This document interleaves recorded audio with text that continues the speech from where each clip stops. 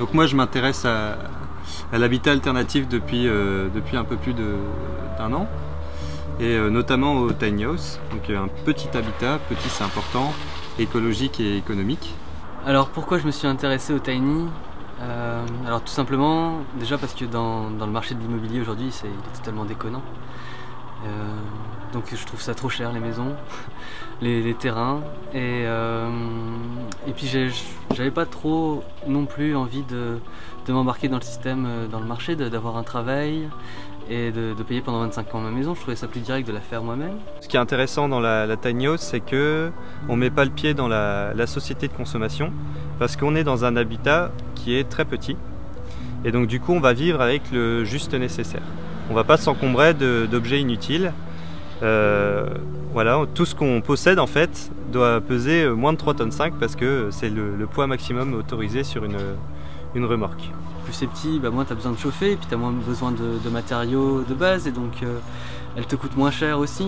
Donc ça fait aussi, moi ça fait 1 an et demi, 2 ans que je m'intéresse au tiny, et j'adore voir sur internet ce qui se passe un petit peu dans le monde. Il y a des gens en Nouvelle-Zélande qui font des vidéos tout le temps, aux États-Unis c'est pareil. Par contre en France non, et on s'est dit qu'on allait documenter un maximum pour tout le monde, pour toute la francophonie qui veut voir un petit peu comment on fait une tiny. Voilà, on va essayer de poster des vidéos assez régulièrement. Ici se trouve l'atelier qu'on a construit dans les premières semaines.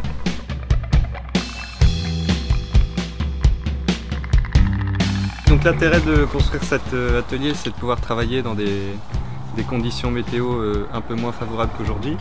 Donc la structure est renforcée pour pouvoir résister à des grands vents qui sont courants dans cette région. Alors après avoir fait l'atelier, on s'est dit qu'on allait faire une grosse table. Et donc voilà la grosse table, renforcée partout. Vous avez des contreventements ici, là, on peut saquer dedans. Elle fait à peu près 2,5 tonnes. On peut même pas la rentrer dans la tiny house cette table.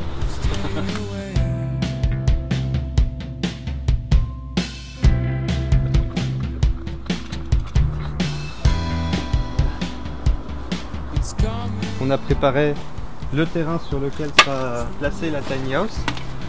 Donc on a aussi fait cette structure en bois pour représenter la place qu'elle va prendre. Donc là je rentre. Là sur ma droite j'ai un petit meuble et un canapé là. Et puis là j'ai une sorte de couloir parce qu'ici j'ai ma table de cuisine, enfin non, ma table à manger, et ici la cuisine en angle. Quand vous êtes dans la tiny vous êtes 60-70 cm plus haut que là en ce moment. Et donc quand tu cuisines,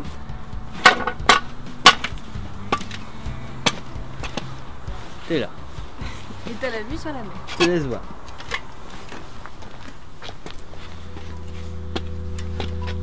C'est sympa.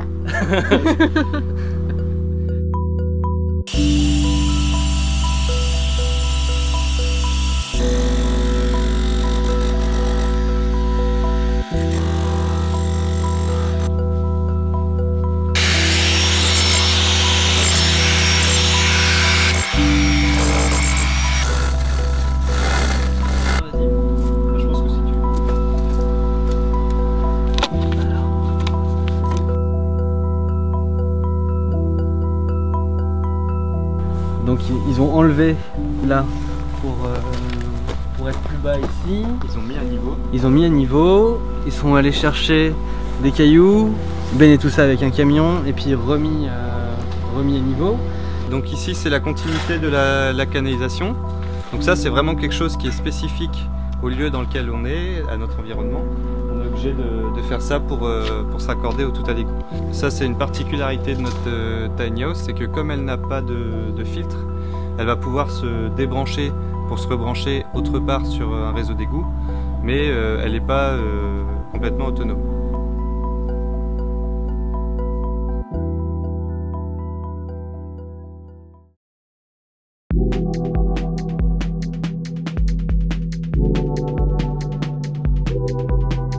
L'idée de ce projet-là démarrait début juillet.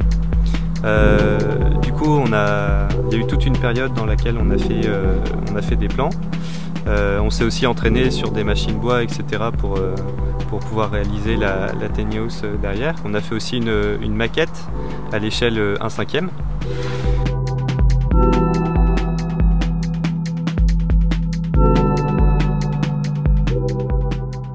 on a dû anticiper un petit peu le chantier en commandant tout ce qui demandait un gros délai de livraison.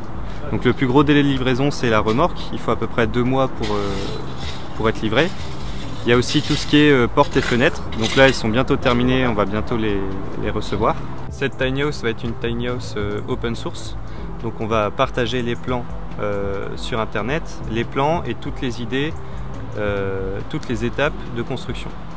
Donc l'idée du partage, c'est déjà d'aider les prochaines personnes qui vont se lancer dans la construction à réaliser leur projet, mais aussi d'inviter tous ceux qui le souhaitent à améliorer les idées et à proposer leurs compétences dans un domaine peut-être un peu plus spécifique. Là on est en train de remodifier un petit peu le plan pour vous montrer toutes les étapes de construction, que ce soit plus compréhensible. Donc on met des petites couleurs sympas, très réalistes. Enfin, voilà, on est en train de finir ça pour vous balancer tout sur Internet.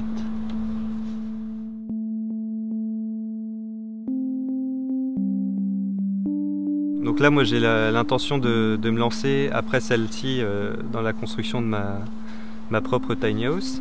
Et à moyen terme, j'aimerais bien, avec d'autres personnes intéressées par le concept, créer un éco-village dans lequel on expérimenterait des solutions dans le but d'aller vers un mode de vie durable. Donc autour de l'habitat avec les tiny house ou d'autres types de maisons, d'autres types de constructions.